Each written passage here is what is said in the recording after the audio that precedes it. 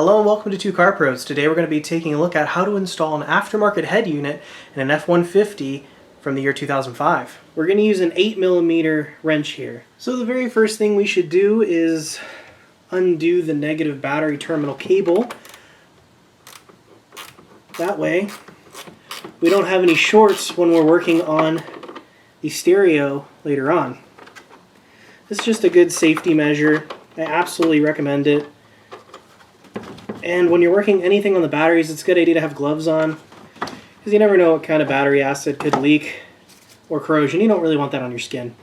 Let's move on. Okay, so here is the center stack. We need to remove this plastic trim piece. I know it looks like wood on this truck, but they're all plastic. So we need to start by tugging on it very gently, like that. And you want to pull straight out with it. You don't want to try to pry it up and bend it.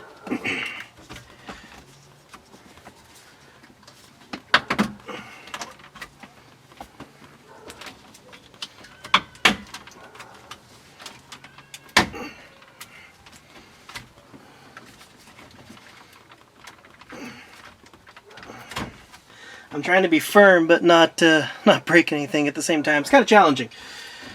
So if this takes you a couple minutes, it's better to be safe than sorry.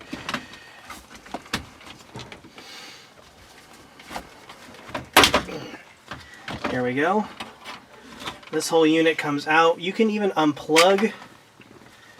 Well, you're going to need to plug the airbag indicator light. That just came out for me. I just kind of pulled it. I didn't realize. So there's a little tab on the back right there. You can pull that out. And this gives us access to the head unit. You can even unplug the climate controls to make it a little bit easier, but I'm not going to do that because I like making life hard on myself. Okay, so there are 4 bolts holding the radio to the truck. There's 7mm. This is the size of 7mm. There's one here, one here, one here, and one here. And we need to remove those. With those 4 bolts removed, we can remove the stock head unit. Pull straight out. It is quite large.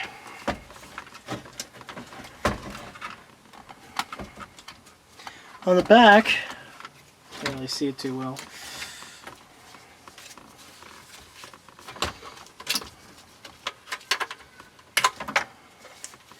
So on the back, it looks like this, and you need to unplug all of those things that are plugged in. All these electrical connectors, and this is the antenna, and this is what it looks like after it's been removed. Now we need to head to the workbench. So now we've relocated here to our workbench. The wiring harness I'm using, you're going to need to buy one of these, is a Metra 705521. I'll have a link in the description to that as well. And then on the back here, we're going to need to do a little matching to make sure everything's going to be proper. This is the manual to my radio. It's a Sony XAV-AX100. Every radio you buy brand new will have one of these manuals, and basically what we need to do right now is make sure that all the colors correspond with all the correct things on this package. And I've already done that and they all match just fine. So that's good news for me, but if you're using a different radio, which you probably are, and that's fair, you're going to want to make sure that, for instance, black equals ground on this, and you look it up and you find black, and yes, it does in fact equal ground on this packaging, and then you match up all the speakers and stuff, and I've already done that. So we need to solder it all together. Okay, so back on the workbench here, this is the wiring harness that came with my radio. It is a Sony XAV-AX100. I'll leave a link in the description below to that head unit.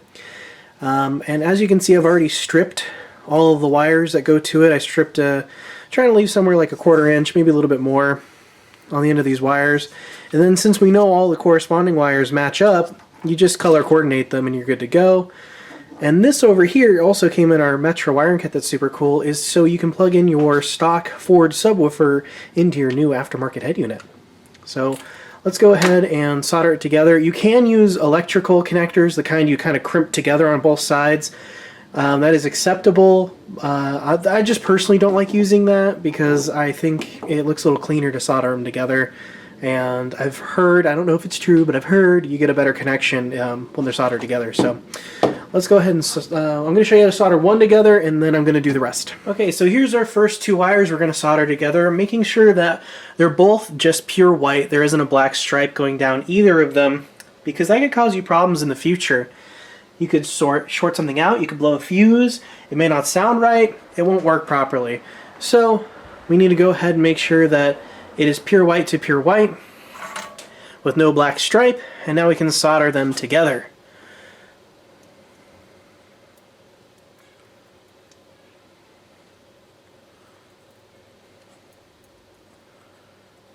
So we want to heat it up the solder so the wires get soldered together and make a really nice connection. Just like that. And then we're going to let it cool. We're going to let it cool so that way we don't burn ourselves when it comes to taping them up. So what I'm going to do is I'm going to solder them all together and then tape them up later so that way I don't burn my fingers trying to tape them all together. So I'm going to turn off the camera. I'm going to solder all these together because, trust me, it's pretty boring. You just match color to color with this kit, and you should be good to go. So I did find something interesting while I was about to solder things together. On the Metra kit, there is no orange with white stripe. There's only solid orange. But on the head units wiring kit, there is only orange with white. And I looked up both, and they both, one says illumination and one says dimmer. So I'm assuming maybe that's a cultural difference, maybe that's just a linguistics difference. I'm going to assume that orange and white and orange are the same, because on the bag it says illumination and dimmer on this bag, and then on the wiring harness for the, it came with the radio, it says orange and white striped is illumination. So I'm going to say those are the same. If it doesn't work out, I'll let you know. Okay, so something that kind of threw me for a loop there is there's two blue and white wires here for the amplifier, or for the subwoofer harness here. Apparently you solder them all to this one wire. Now that might cause a popping issue every time you turn the car on, so if you don't want to have that issue, you're going to need to put some sort of transistor in between the two. I don't have that transistor, and I need this to be done today, so I'm going to wire it together, and I may fix that in the future, but for now I'm just going to run it. Okay, so everything is soldered and taped together in this fashion. This wire here is for the parking brake.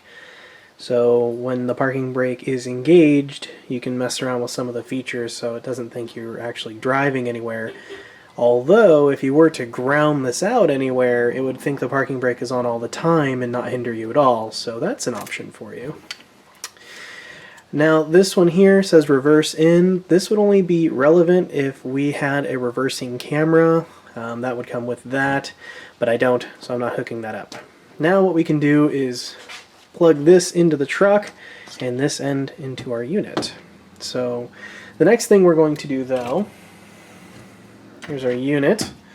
We're going to plug in our USB, and to ensure that our USB doesn't fall out, they've given us this kind of Velcro stuff, like a Velcro securing strap, so you can plug in this USB.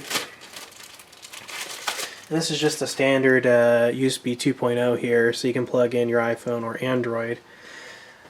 So this is behind the scenes, and you plug this in. Now this can come unplugged really simply, so that's why they give you this, to kind of lock it in place. So after a couple of minutes of trying to get that Velcro thing to work, I've decided to just use tried and true zip ties. Tag that a little bit. Not too tight, but good. So that is not going anywhere. I can clip the ends off. And then we can route the other end of the USB into the glove box, and we can plug whatever we want into it at any time without digging the radio out, because this is locked in place. That's a nice little thing. I like that better than the Velcro stuff they gave us. This is the Metra 955812 double DIN installation unit for Ford Lincoln Mercury. This works in a number of different cars and trucks, but it's the one we need for our application. This will make a double DIN unit fit in the old hole left by the standard head unit. That head unit is actually a lot bigger than just a regular double DIN, so we're going to need this and a couple screws to make sure it all fits together.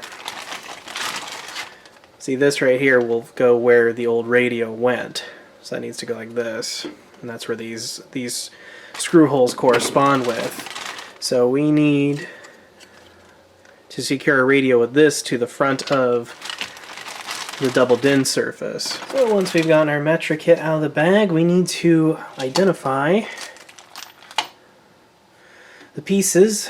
So the unit goes in like this with this little notch here at the top, and then you can see that goes in like this and slides back like this, and then it screws in. So we need to do the other side as well, just like that. And now we can screw this onto the head unit and it'll be ready to go in the truck. These are the screws that actually came with the head unit itself, and we can just see where they line up and screw it in. It's pretty easy.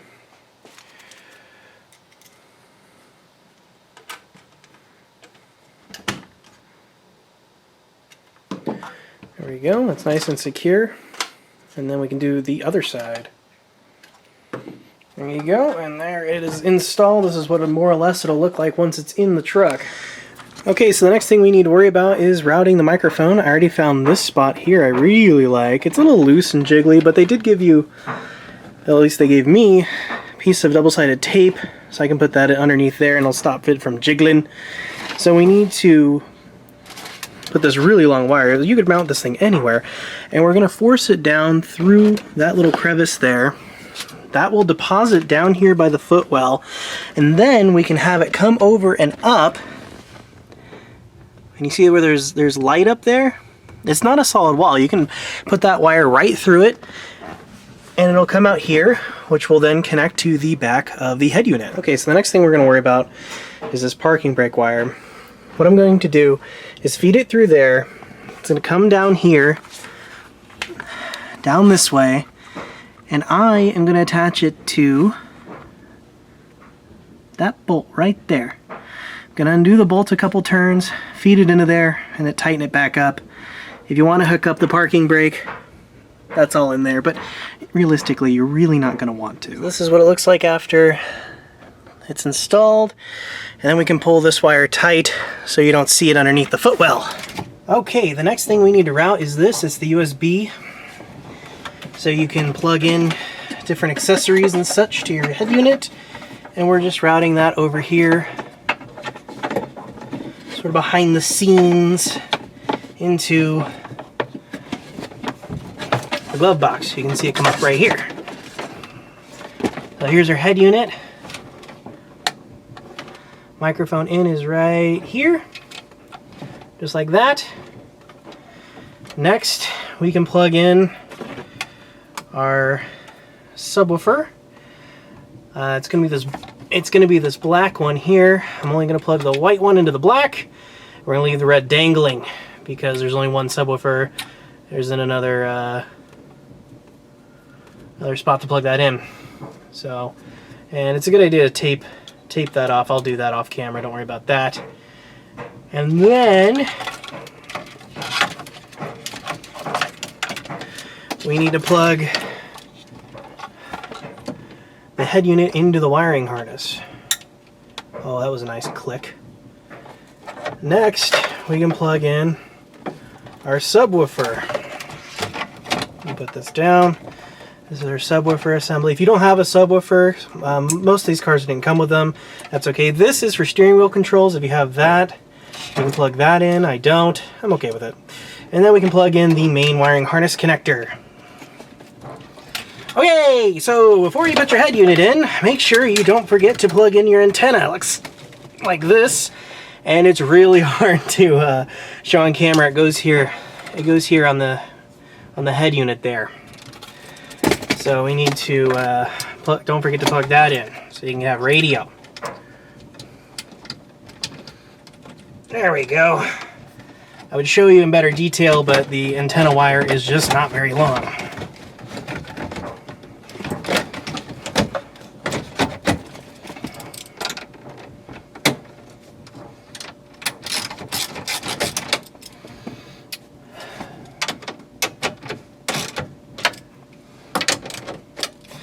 Okay, with this test fitting in place, what we can do next is turn on or reconnect the battery to make sure the unit's not dead and everything's wired up correctly before we put it all back together.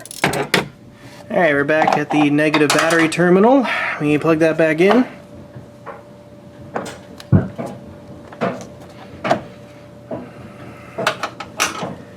And we need to tighten.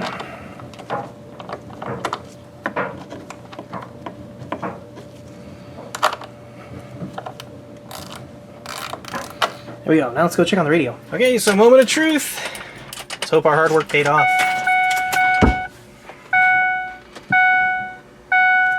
Well, it's turning on.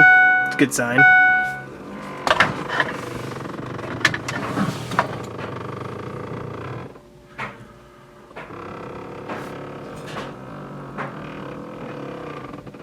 Those are fun noises. Okay, well, it's definitely not that. Probably easier for this one. Well, looks good so far. Let's see if it plays music. Ah, yes, a good station.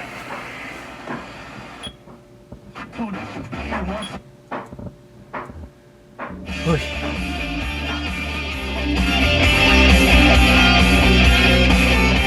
Well, I have to say that I would call that a resounding success. So that's exciting. Okay, so the head unit was a resounding success. We finished putting in the bolts that hold it to the car.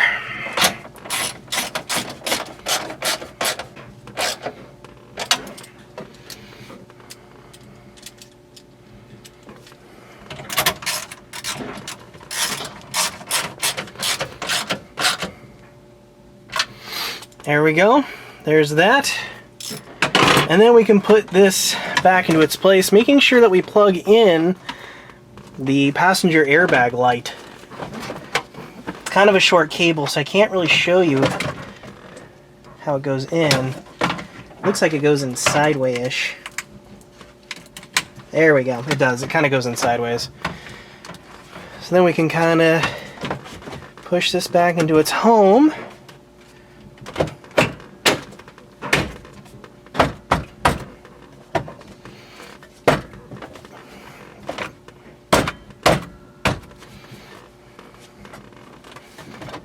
Make sure it's not coming back out or gonna rattle. Now it looks great. And there you go. The head unit is fully installed. It looks amazing. It needs to be cleaned. It's got my greasy fingerprints all over it, but it looks amazing. I couldn't be happier with it. Okay, so that's how you install a double dim radio into that F-150. This will also work for expeditions, and Super Duties are super similar. You just have to remove the entire dash instead. It was pretty simple. All you really need is a soldering iron and one or two sockets, and you're pretty good to go. It turned out really well. I couldn't be really happier. If I can do it, you can do it. It's pretty straightforward. I definitely recommend using a soldering iron and tape, though, over those electrical connectors you can crimp together or the ones you can twist together. I don't recommend those. I just don't think you're going to get a very good connection, and they have the possibility of falling off. So there's that. Thank you so much for watching. Make sure you're subscribed, and I'll catch you next time.